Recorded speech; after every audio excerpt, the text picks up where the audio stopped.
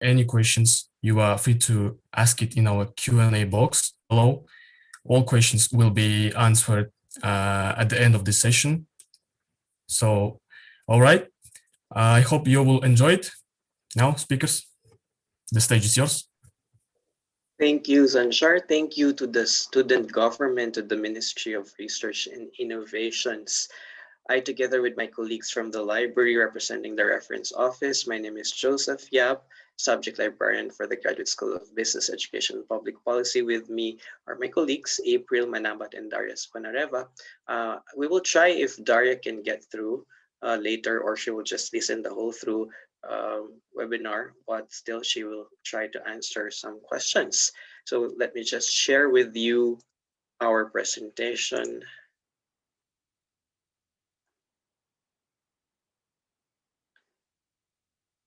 Let me just give me some percent.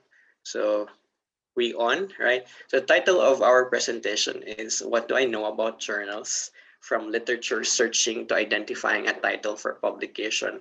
We know that some of the students are struggling looking for the best papers probably in our portal. So here in our presentation this afternoon, we'll give you a hindsight of how you can really do that. I mean, there might be some tricky parts of looking and searching through our portal, and we will give you solutions on that. Okay, so this will be our presentation outline. We'll be discussing periodicals. There are different kinds of periodicals, and one of which is an academic journal. Also, we'll be touching a little bit of journals licensing and subscriptions, the types of articles in a journal, how to access and retrieve them, the impact and the ranking of journals, how to evaluate and check whether these journals are predatory or not. And if you are in, maybe if you are already on the fourth year or you are planning to submit your research or manuscript into a journal, what things should be done or what considerations should be thought of. Now, so here, these are the different kinds of periodicals. As you can see, it may be classified whether it's a newspaper, whether a magazine, or a journal. Now, okay, so a periodical actually could be a set of articles, could be a list of editorials or reviews contributed by either a single author or a group of authors. Usually, it can be published daily on a regular interval. It could be weekly, monthly, or annually or semi-annually. But we still don't know when the final issue of that periodical will appear or disappear. So let's see. For this example, if you can notice, these types of content or publications are what? So I cannot see the chat box, but if you can just give some answers, these are examples of newspapers. If you're familiar with them, examples are the Times of Central Asia, the Washington Post, and the Kazakhstanskaya Pravda. So these are types of newspapers, all right? So they contain current events, and this is for general readership, okay? And then next example would be like this. So, oh, sorry. So if I can read it correctly, it's Современное образование. So it's like a modern education. Tengri, if you're familiar, if you are riding Air Astana, then you can check this magazine, and Psychology Today. So all these titles or magazines, they contain articles on a variety of topics written in a non-scholarly manner. And finally, this type of periodical, which is a journal, examples like Stream Mechanics, Annals of Anatomy, they contain original research on a specific discipline. Okay. Now, usually it is easy to detect if it's a journal because the title itself contains the word journal. But there are instances that journal is not included in the title itself, just like these examples. And also take note that even sometimes the word journal is part of the title, it may not be a journal at all. For example, this one, the weekly journal. So if you have a time, if you can follow with me and you can search all through in your internet, the weekly journal is actually a news publication. Okay, so continue. Now, what are the differences between the three of them? Because when you are searching through our databases, to our portal, especially when you're looking for articles, let's say you are using EBSCO Discovery Service, the search tool, um, you may encounter some newspaper articles, some magazine articles, and journal articles, depending if you're filtering them or not. So newspaper contains plain language, while magazines contain a non-technical language, while journal contains very technical language. Depends on who the audience are. So if it's a journal, then it's intended for scholars or experts in the field, while for newspapers and magazines, they're for general interest or general readership.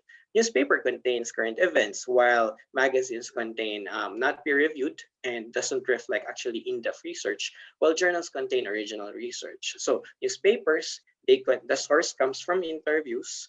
Magazines doesn't have really citations, but journals um, are heavy on citations. All right. So our library, NU Library, has access to print and electronic journals. So if you are searching through our portal, there is a collection there, or there is a link there where you can find out print journals, newspapers, and magazines. So currently, we have these titles in three languages, in English, Kazakh, and Russian, and also online newspapers. Some of them are popular. We have them in our subscription. Examples are The Economist, Financial Times, and Wall Street Journal.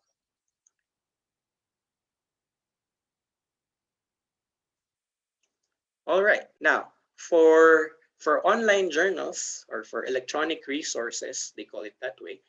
As of last year of December, we have more than 100,000 e-journal titles in more than 100 databases. So we also have 15 print journals and 8 print newspapers. So most of our collections represent electronic resources or electronic journals.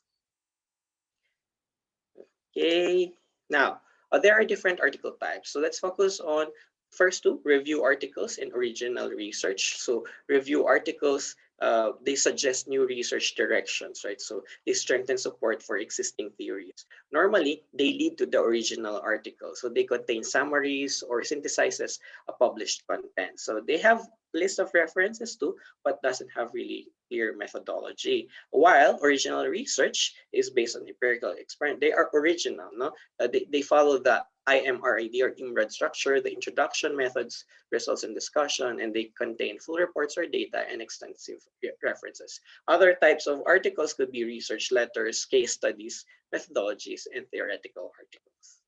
Now, in our collection, you may encounter both types, the subscription-based and open access journals. So in this term, if it's subscription, just like your Netflix probably or your Spotify, then you pay for it, right? So the university pays for subscription-based journals. So some of the authors, they can publish for free, because some of the subscription-based offer it for a fee.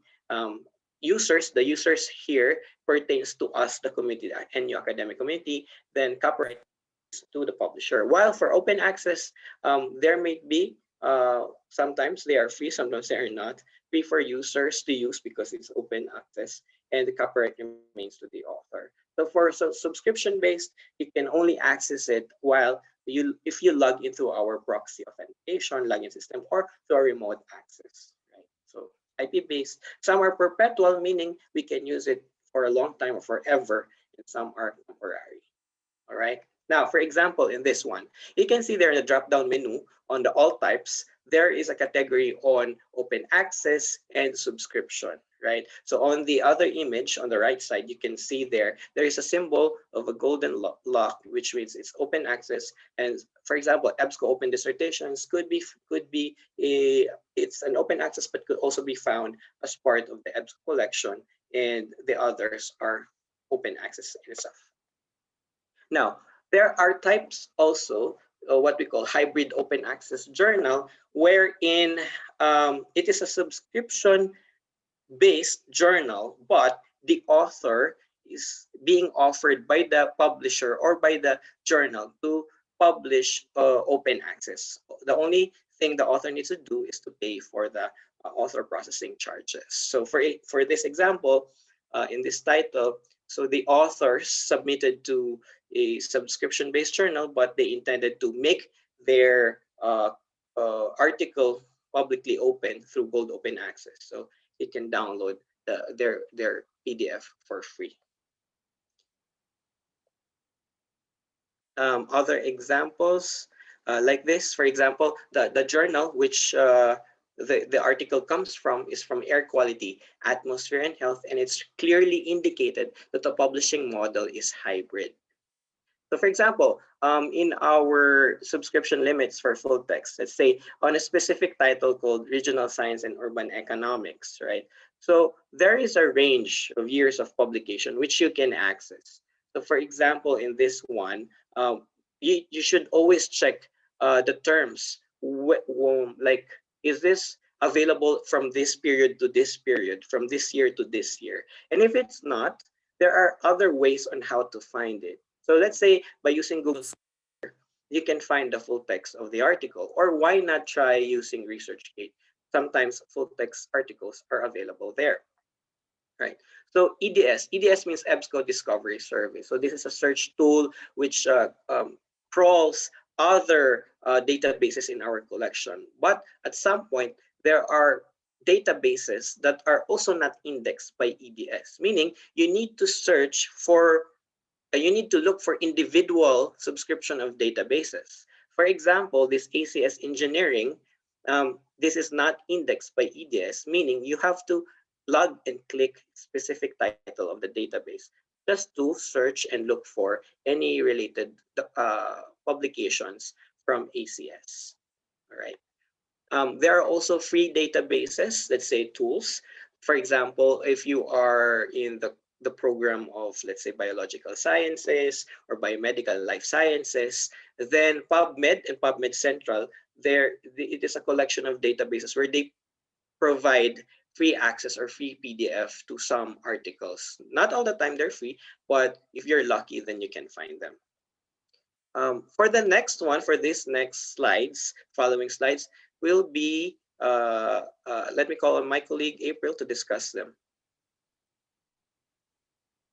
Okay, so hello everyone. Thank you for that, Joseph. So moving forward, now that you have an idea what are the journals are and what are the different kinds of journals and their access, I'm pretty sure that you have encountered some retrieval issues. So according to Stephen Francoeur, there are different retrieval issues, and these issues is basically due to some factors. And one of those is the status of the user. When we talk about the status of the user, this includes the access type that depends on what is the status of that user. You could be, for example, for a student, if you are enrolled or not enrolled, or if you are enrolled to a certain number of units, there might be some limitations with regards to access. Sometimes for the category, if you are a student, faculty, staff, or alumni, there are different access types depending on your category. So for NU, we only employ students, faculty, and staff access at the same level. For alumni, a year after your graduation, you can still access that material. But after that, you cannot access some of the materials that we have. Another thing that you have to check is the user's device. So this actually includes the use of different browsers, your network and security settings, even the firewalls, your internet connections. Sometimes these are the areas that you have to check before actually accessing those materials. So at some point, you need to clear some of your cache or cookies just to have access to this material. Another thing that you have to check is probably on the library's part. So sometimes the library services and systems doesn't include that particular access in their subscriptions, or they have some licensing problems or delay, or sometimes they are using the campus user authentication system that allows the students to remotely access their databases. So you have to check if you are accessing that material through the library subscription, maybe with the use of some easy proxy system, or through the IP addresses that includes in that subscription. Another thing that you have to check is the vendor's part. So sometimes the vendor's systems or resources have some not really problems or conflicts with regards to subscription. So sometimes there are limited subscriptions, or sometimes the vendor system is currently down. So you have to check those kinds of things. But here we actually gathered some of the retrieval issues, and we tried to figure out some of the ways on how to troubleshoot it. So next slides, please. Next slide, please. All right. So one thing that you usually encounter is this kinds of issue if you are accessing it outside the institution. So you have to check that you are accessing it through the institution subscription. So how do you do that? You have to check if you are accessing it via the library portal, or there are information that includes accessing it via the library subscription. So how to troubleshoot it? You have to check that you are assessing via the library institution. So for example, you are assessing outside, or like through Google, and you came across this article, and they will try to ask you if you have an access to that through your institution. So at some point they will ask you to log in. So you have to put your school, your university's name, and then put your login credentials, and from there you will be able to gain access from some of the articles. Another thing that you have to check is yeah, maybe you need to access it through the library portal. So we have links available in our library portal, which gives you an idea on how to access that material from the resources, or through our EBSCO Discovery Service, or through the specific databases that we have.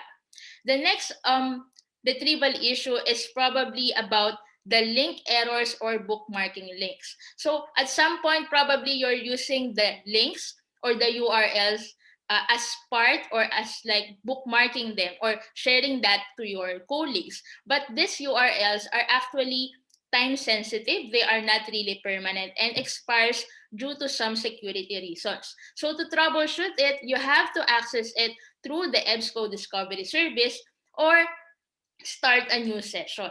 So those are the things that you have to check. Another thing is the use of permalinks, or what we call permanent links. So when you are assessing this material and you're trying to share it with your colleagues, make sure to use the permalinks, which is available at the EBSCO Discoveries portal, or at the actual link to the article, and use this link to share this to your colleagues. Next one is about simultaneous sessions. So probably you are trying to access the different databases at the same time, or through the EBSCO Discovery Service, and you think that you have, for a couple of minutes, you're not able to access it because of the limitations per session. So at some point, you need to log out. So to troubleshoot it, you need to log out properly, close all the possible tabs, windows, and browsers, and start a new session. So again, they will ask you for your NU credentials, just to make sure that you are accessing the library subscription through our portals or the databases. Next is the unavailability of the full text. So at some point, you have encountered some articles that are really not part of the subscription, and you're only accessing it, the abstract of that material. So again, what you need to do is to request for that article through the interlibrary loan, or try to look for a related article for that particular subject. So we have included some links here that you could try to work on, or try to submit your request, and from there we will be able to process your request and try to give you the best in the best possible time the article that you are requesting. Next is if you don't have any other issues, or these issues are not part of what we have discussed, or there are some technical issues or problems that persist, we highly encourage you to report that problem and provide a screenshot. So we, as you may notice, we have different communication channels. You can also send this through our chat box, or even through the library at edu.nu.kz. And also we have an link for you to access it if you can't access that material.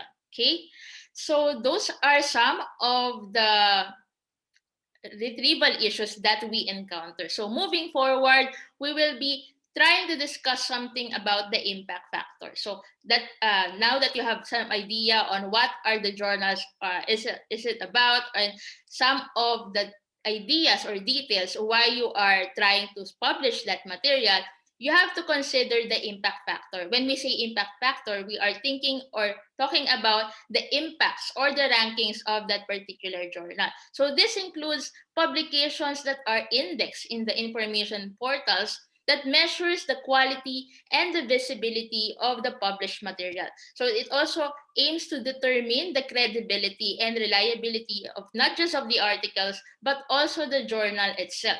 And it also helps the researchers to decide which journal to publish their research. So in addition, the citation profile of the journals is assessed to determine the value in the field. So there are different metrics that can be used for you to identify which journal should you publish your material. These kinds of metrics helps you to gauge or to measure the impact factor of the journal. So one kind of metric that you can use is the Clarivate Web of Science impact factor, which aims to actually, this data, the data from the Clarivate, derived from the citation held by the Clarivate Analytics Web of Science Score Collection. So they have actually two indexes within the Clarivate Analytics. That is the Science Citation Index Expanded and the Social Sciences Citation Index. So the impact factor is actually calculated as follows, like the number of citations in the interest divided by in the year of the interest divided by the number of articles published in the 2 previous years. So based on our example, this is the journal impact factor of the optics letters. So as you may notice, they have a journal impact factor of 3.714. So only certain article types will be counted in this calculation. So for example, the original research and the review articles are included, but however, the commentaries and the letters to the editor are really not part of the calculation. But at some point, the number of citations of any article are being counted, but they give high preferences on the citable items such as the review articles rather than the non-citable or such as the letter to the editor. Moving forward is the site score. So site score or the Elsevier Scopus site score is actually quite similar with the journal impact factor of Web of Science, but on this part, they only measures or calculate the impact or the site score using the 3 year factor or 3 years inclusion rather than the 2 years. So the Elsevier Scopus platform actually hold the bibliographic data used to calculate the Simago journal rank and the site score. So the Scopus site score, as I mentioned, is calculated in a similar way, but only includes the recent 3 years rather than the 2 years. Moving forward is the Simago journal rank, which is actually more complex metrics which attempts to balance the number of citations of a journal with the ranking and importance of the journal where the citation came from. So here, they calculate more on the importance or the prestige of the journal in the same field. SNP, on the other hand, is the same, actually calculating or measuring the citations weighted by the subject fields, but it can be compared within the discipline or across discipline. Last but not the least is more on the journals or the author's impact, which is the H index. So the H index actually designed as a researcher level metric, but also adopted by some journals, research groups, and other bodies. So the maximum volume of H where the author has published papers and also been cited at least the H time. So for just in the simplest sense, uh, for example, the H index of an author with an 11 H index means that the author has published 11 papers and cited 11 times or more. Okay, so those are some of the metrics that you need to check. One thing that you have to check also is the journal quartiles. These journal quartiles are actually arranged based on their rankings. So not all quartiles across these platforms, such as Simago, Scopus, and Web of Science, have the same quartile. But in essence, the most prestigious journals are occupying the first quartile or the Q1.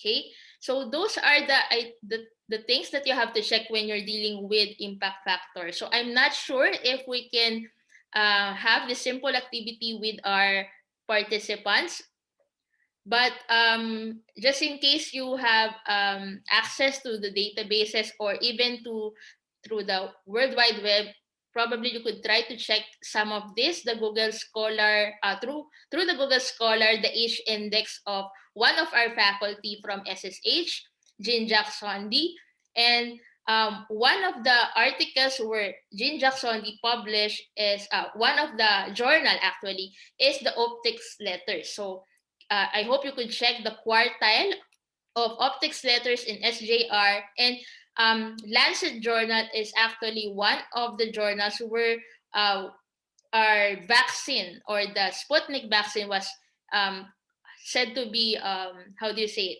effective based on the Lancet Journal publication. So if you have time, try to look for the JIF of the Lancet Journal in World of Science and the site score of this journal in Scopus.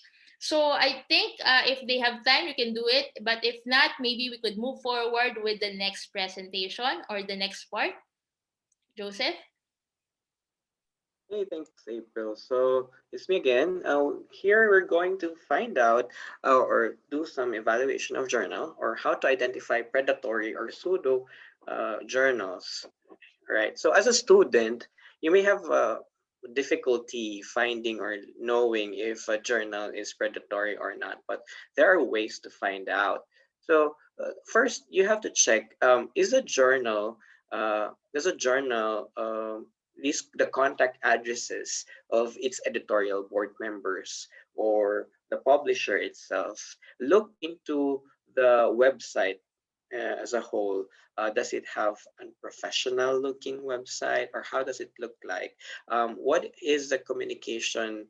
How does the communication happen throughout the journal? Can you see some spelling mistakes, or is it in poor language, or are there grammar errors?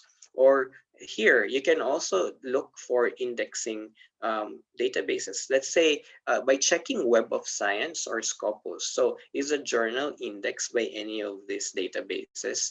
Is a journal included in Bill's list of predatory journals or any other journal blacklist? So for example, Bill is also a librarian. He compiled all of the predatory or pseudo journals, but at some point he managed to withdraw them, and then other scholars get those lists and then they publish it again in the World Wide Web just to make sure to warn others about these journals. So if the journal is open access, you can also check the directory of open access journals. So if the title of the journal is there, and it means most 99% legitimate. So if that also, if the publisher of the journal is a member of a publishing industry, let's say of a group of professional publishers, let's say COPE, the Committee on Publication Ethics, then which means you are on the correct or right hand. So these are the things that you have to check whether the journal is predatory or not. Now, next here. So because if someone, if you are going to, let's say in the future, plan to submit an article or a manuscript in a journal, and let's say it happened that this journal is predatory, then it could harm you as a scholar, because there are also things to, these things can be avoided, right? So your article can unlikely to be cited because people think that you are publishing in a predatory journal. It will affect the impact of your research. It also, because we are talking about your H index, it will decline the metrics of that. So because these are predatory, it lacks peer review or validation. Sometimes if an author submits to these kinds of journals, they really publish it very easily, like in less than a month your paper gets published. And also, because this is research and it's out there most of the time, predatory journals are open access, and it affects real lives as well, because some people might think your research, that author who published in a predatory journal may be really authentic or real, even if it really lacks peer review. Now, I have just, maybe because we still have time here, maybe if you are online, just log in and find ajer.org or the American Journal of Engineering Research, flash on the screen. Do you think this journal is predatory or not, and why? Based on maybe on those characteristics that I mentioned a while ago. So you can do it right now, or you can check it later and distinguish if this specific journal is predatory or not, right? So you can look into the website, check some errors. So it's all up to you. Now, moving on. Also, because, oh, I see some chat. Let me just check this. Yeah, thanks, Alina. Yeah, so we should evaluate it very carefully. Again, just to be sure if it's predatory or not, we have two subscriptions. We have Web of Science and we have Scopus. Or if it's open access, just go to Directory of Open Access Journals to check the title of the journal, just to be sure. Now, if you are really interested in publishing your manuscript, the first thing you have to do is to prepare it, of course. So let's say you have your draft ready and you are now looking into the right journal where you want to submit it, right? So let's say there are a couple of journals available related to your topic or field of discipline, and let's say you found three of them. Then you have to really read carefully the notes to authors or guide to authors on how to submit it. What are the requirements? It's just like applying for a certain thing.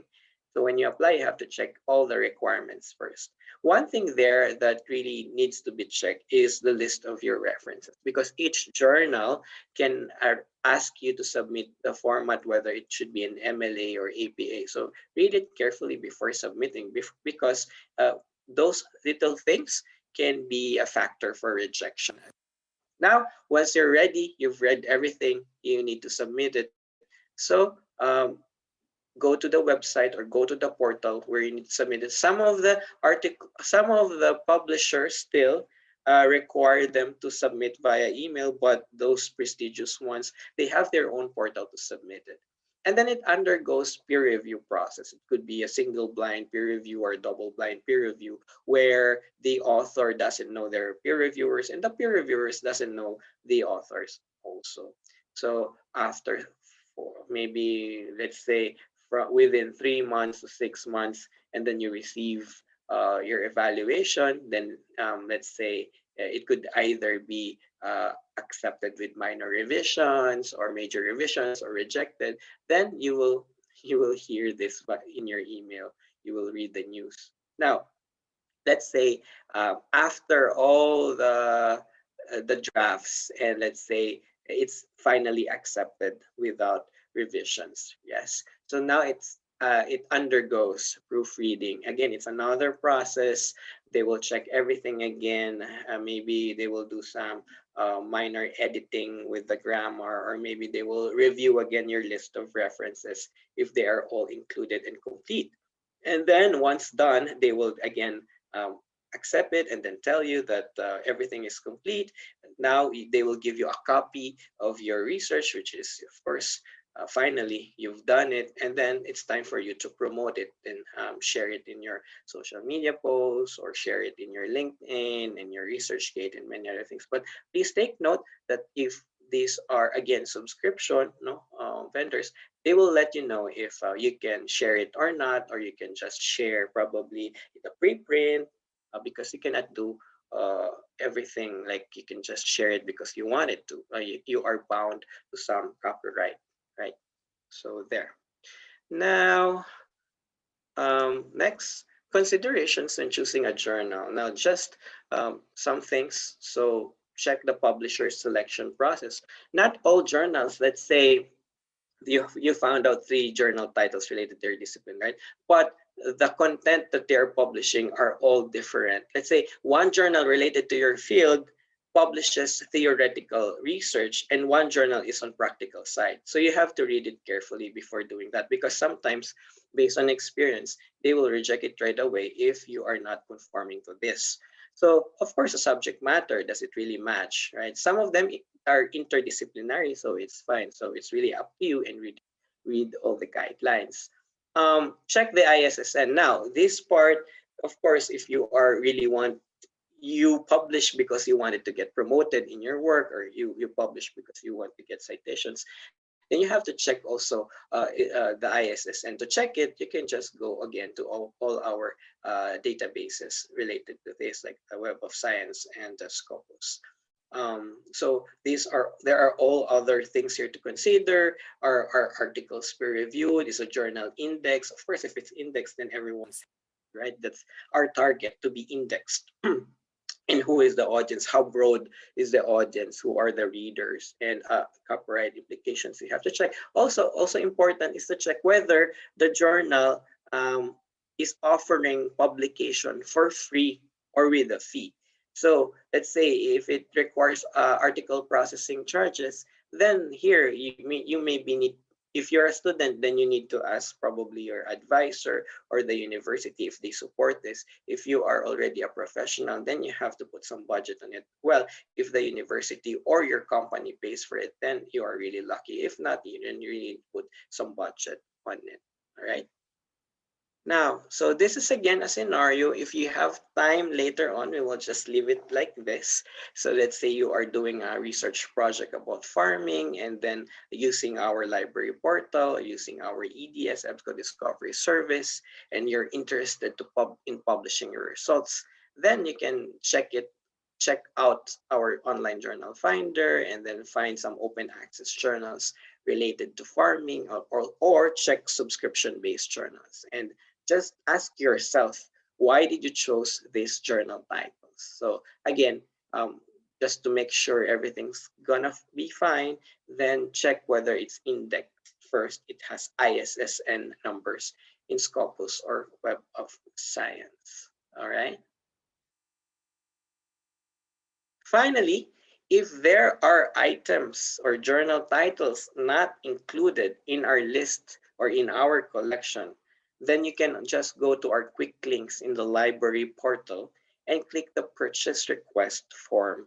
So one of which, let's say individual titles of e-journals, and then after evaluation by the subject librarian and by the by our ERM office, then we might get this specific title of a journal.